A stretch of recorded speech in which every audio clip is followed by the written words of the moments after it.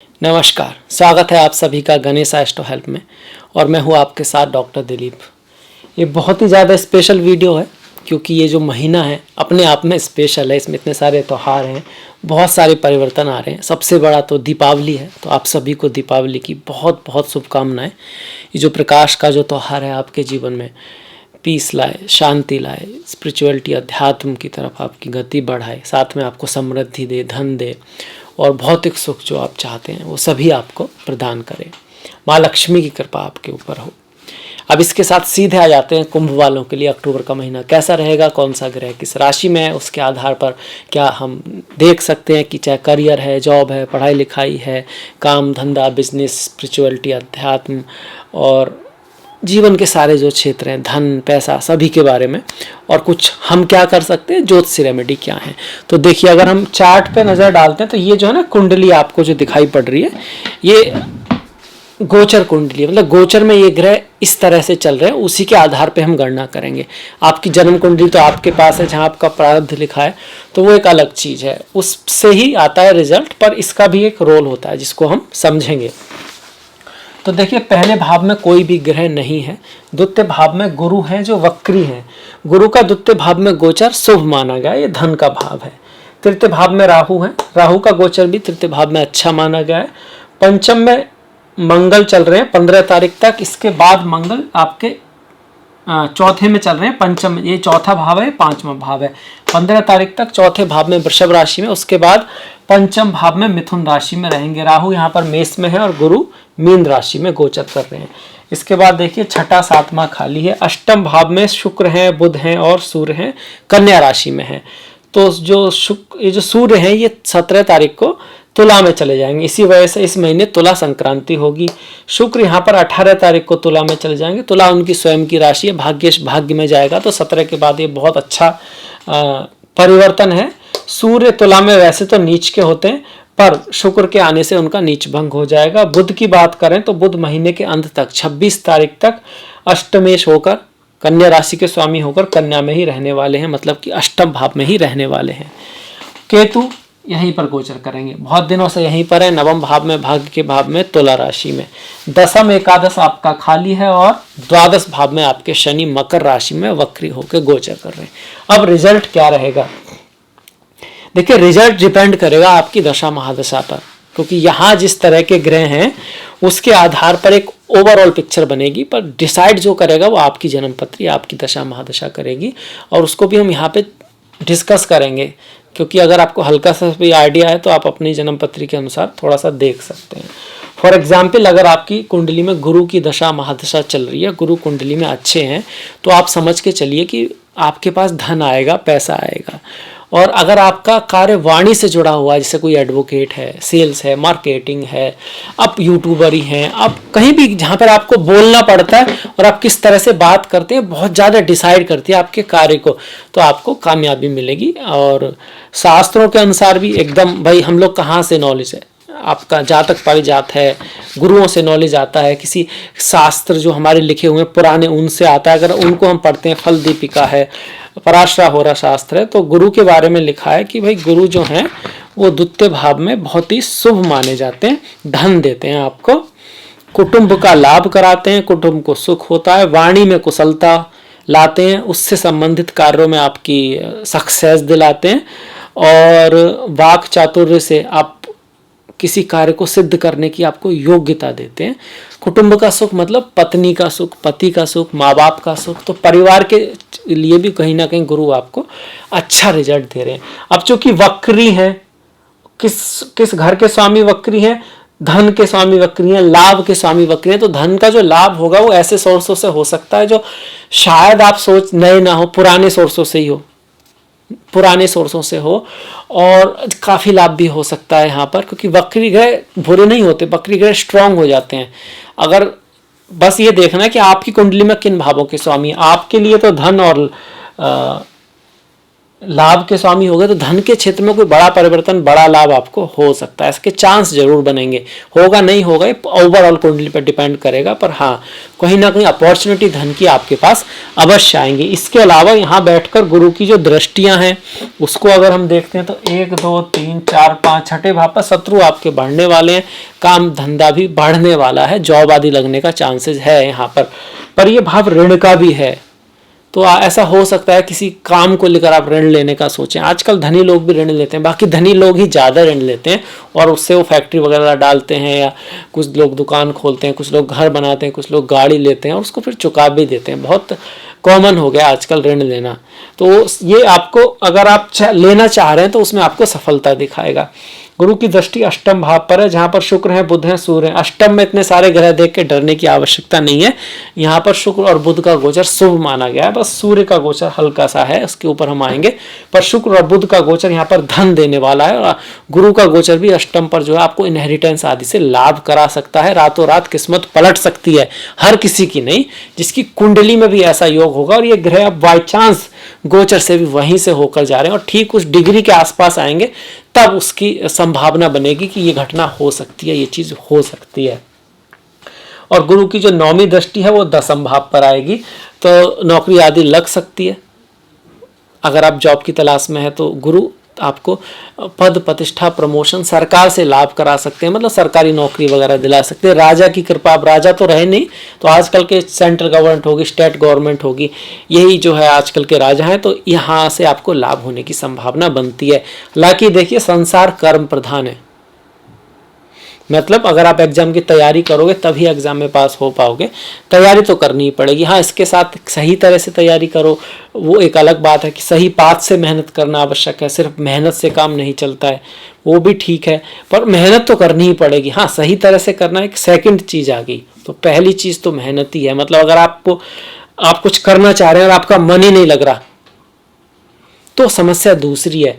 और कई बार ऐसा होता है कि आप कुछ करना चाह रहे हैं पर आपका इतना मन लग रहा है, जितना आप करना चाह रहे हैं उतना हो नहीं पा रहा, वो समस्या दूसरी है। हालांकि दोनों की समस्या है यही कि भाई किस तरह से आगे बढ़ा जाए। तो अगर पहले वाली समस्या है तो ईजी है, मेहनत के लिए आपको ना एक सोर्स ढूंढना होगा अपना।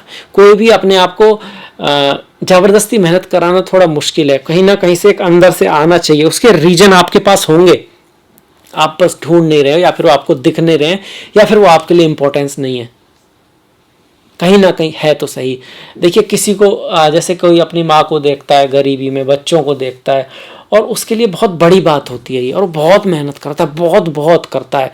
और कुछ लोग उसके साथ आप खुद देखते हो इतना कुछ खास नहीं करते हैं, कहते जरूर हैं कि हाँ वो करना चाहते हैं, पर उनको वो बात इतना ज़्यादा विचलित नहीं करती है। कहीं ना कहीं उससे एक तरह का आप हाथ मिला लेते हैं, कुछ भी कहिए, या फिर इस तरह का कुछ शॉर्टकट से सोचते हैं, तो वो पॉसिबल नहीं है।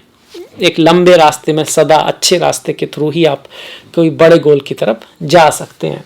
खैर गुरु की बात है तो ये बातें हमने इसलिए लिखी कि गुरु अगर आपकी कुंडली में दशा चल रही है तो लाभ तभी होगा जब आप धर्म के पथ पर होंगे, सही रास्ते पर होंगे। अदरवाइज गुरु यहाँ पर धन का नुकसान भी कराने लगते हैं अगर द्वितीय भाव में है तो।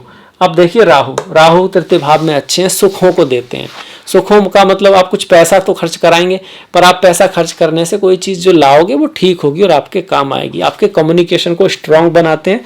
ऐसे में अगर आप राइटर वगैरह हो, जो राइटिंग करते हैं ना, लेखक वगैरह जो होते हैं, उनके लिए अगर आप शिल्प कला में हो, उसमें भी हम हाथ से ड्रॉ करते हैं, डांसर हो, मतलब फिजिकल एक्टिविटी आप कह सकते हो, हाथ से किए जाने वाले काम, उसमें आपको बड़ी सफलता दिला सकते हैं। मीडिया आदि में भी राहु यहाँ पर बहुत अच्छा कराते हैं। हाँ, छोटे भाई बहन की लाइफ में कुछ अप्स डाउन यहाँ पर राहु दे सकते हैं। राहु के लिए माँ दुर्गा की पूजा करें, माँ सरस्वती की पूजा करें।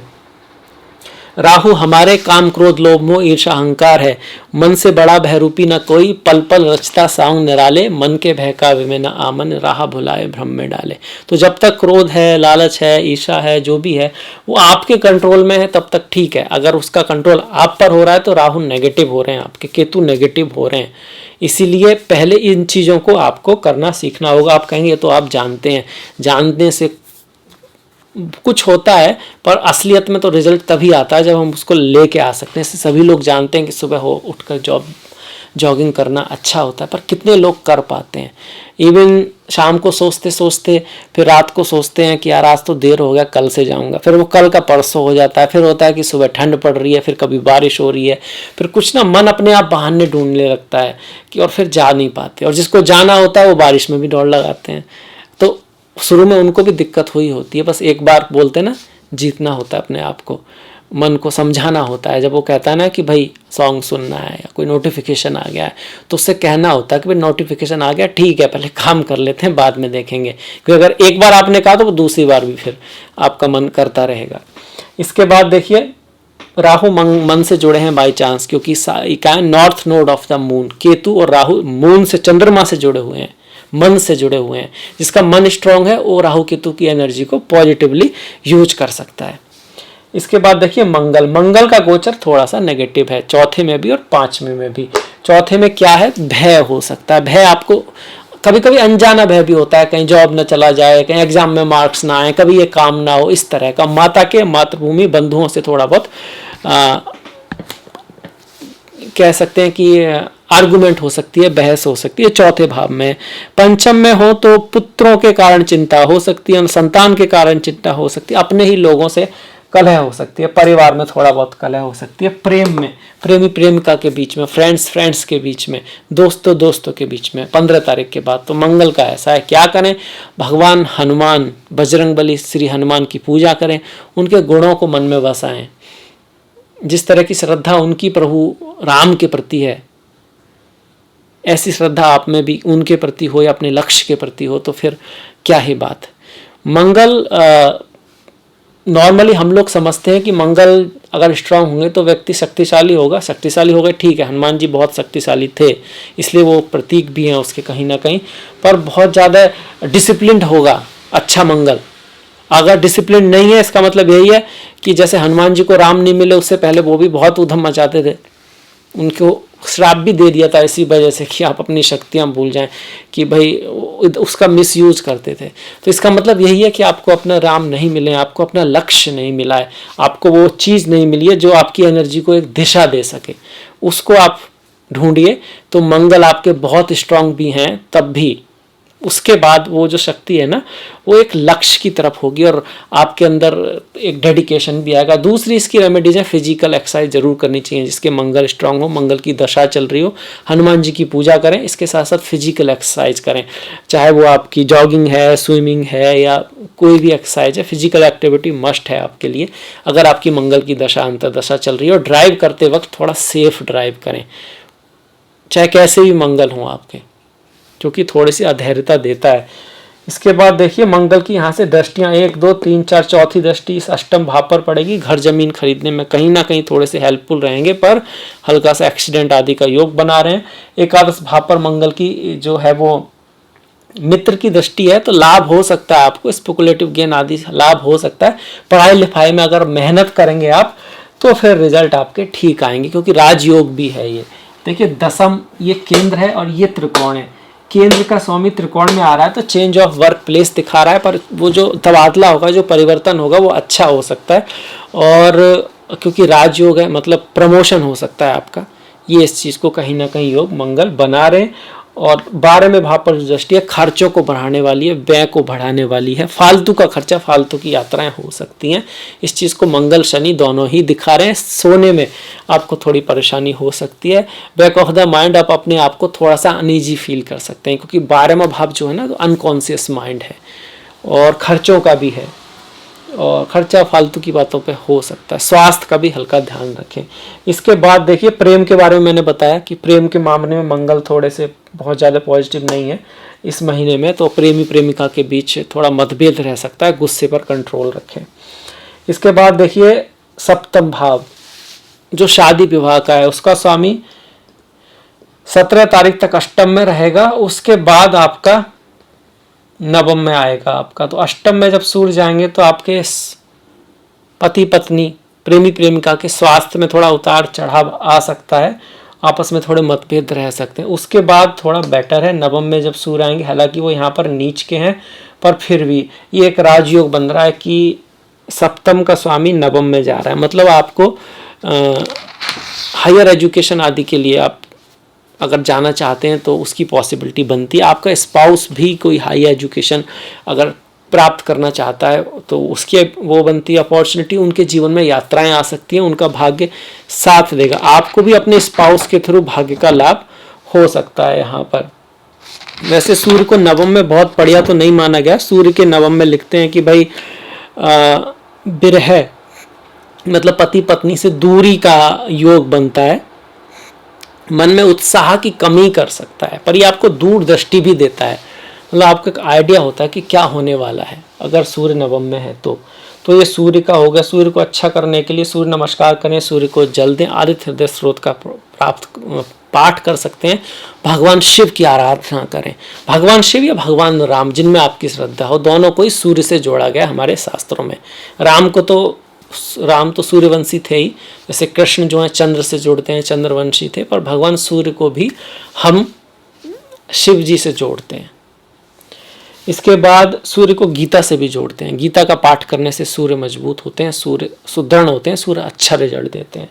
इसके बाद शुक्र और बुध लक्ष्मी नारायण योग बनाकर शुभ योग में बैठे हुए हैं, और यहाँ पर शुक्र और बुध दोनों का गोचर धन देता है, अचानक से धन प्राप्ति भी कराता है, इनहेरिटेंस आदि से भी धन देता है। तो सभी कुंभ वालों को अचानक धन प्राप्ति हो जाए ये तो नहीं कह सकते, पर हाँ कुछ को जरूर होगी, और ऐसे लक्षण बनेंगे कि कहीं से आपको धन पैसा आए, क्योंकि बहुत खूबसूरत योग है। भाग्य में थोड़ा सा ज़्यादा प्रयास करना पड़ेगा। ये जो धन आएगा कुछ ऐसे सोर्स से आ सकता है जो आपने ना कमाया, जैसे किसी ने आपको गिफ्ट दे दिया, कहीं आपकी लॉटरी लग गई, कुछ इस तरह का, या फिर आपकी मुलाकात ऐसे दोस्त से हो गई, ऐसे पार्टनर से हो गई जिसके कारण आपको धन प्राप्ति हो गई, या अच्छा जॉब लग गया उसके कारण, खुद के एफर्ट की जगह।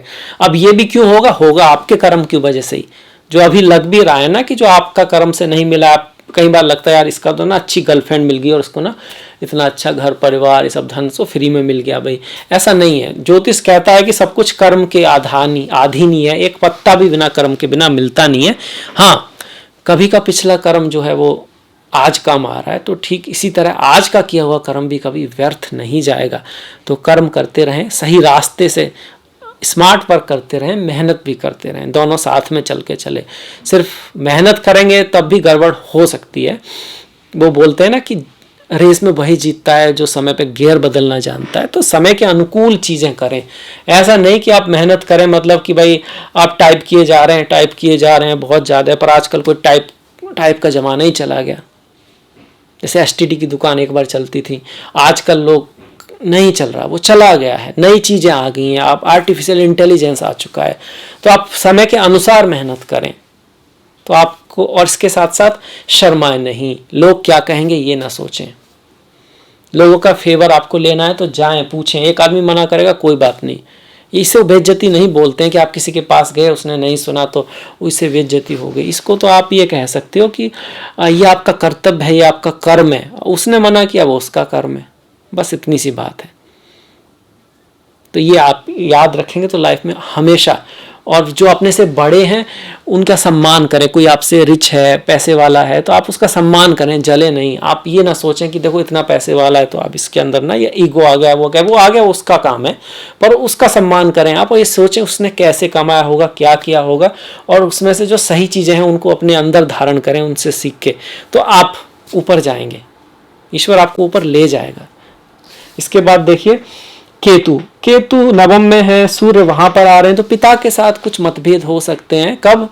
17 तारीख के बाद पिता की लाइफ में कुछ उतार चढ़ाव आ सकते हैं। पिता स्पिरिचुअलिटी अध्यात्म की तरफ मुड़ सकते हैं। इस चीज को यहाँ पर केतु दिखा रहे हैं।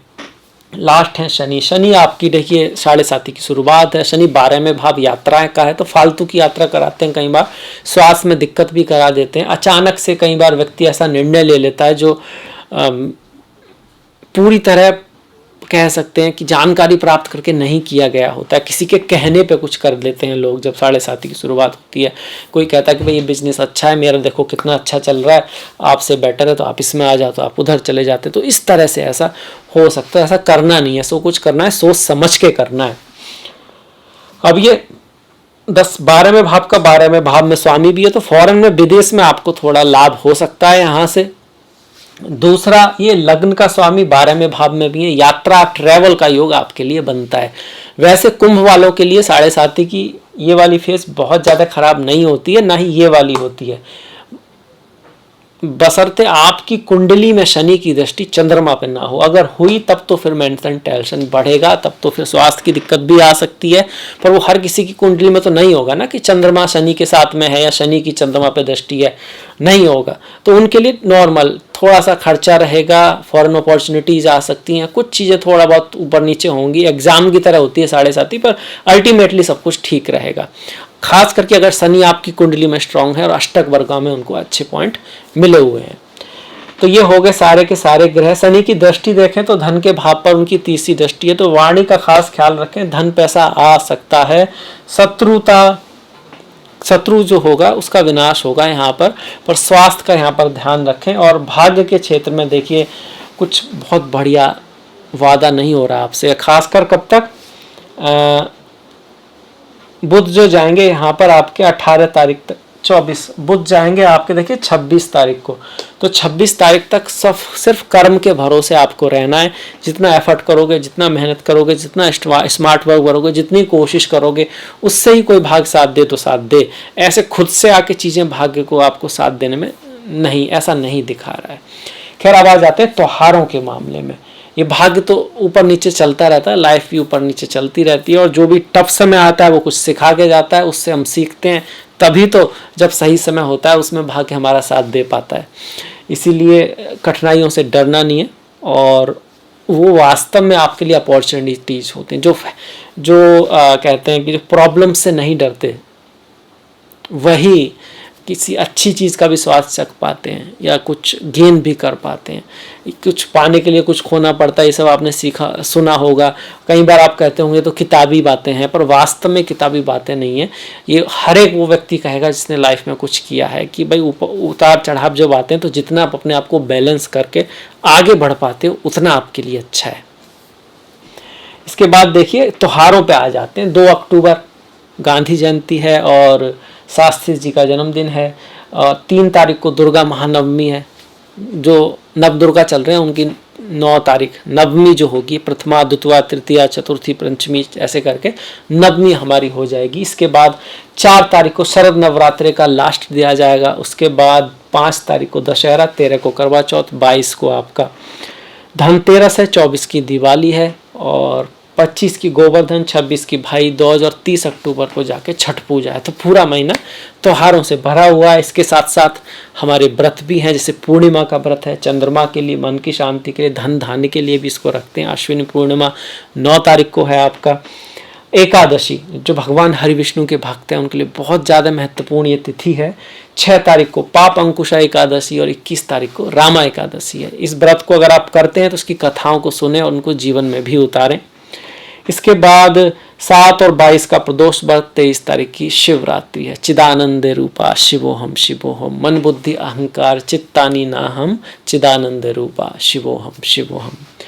13 तारीख की संकष्टी है, 25 की कार्तिक अमावस्या है और 17 तारीख की तुला संक्रांति है। मतलब सूर्य का जो परिवर्तन हो रहा है ना, ये 17 तारीख का हो गया। अमावस्या हो गया, संक्रांति हो गई, हमारे पूर्वजों से पितरों से जुड़े हुए त्योहार हैं। कुंडली में भी आप देखोगे पहला भाव, 5वां भाव, 9वां भाव जो कि धर्म त्रिकोण होता है, इसमें से पहला भाव आपको दिखाता है, उससे 5वां भाव संतान को और उससे 5वां 9वां भाव आपके पूर्वजों को दिखाता है। तो एक ट्राइंगल है, कहीं ना कहीं कहना चाहता है कि हम, हमारे बच्चे, हमारे पूर्वज, एक सर्कल है।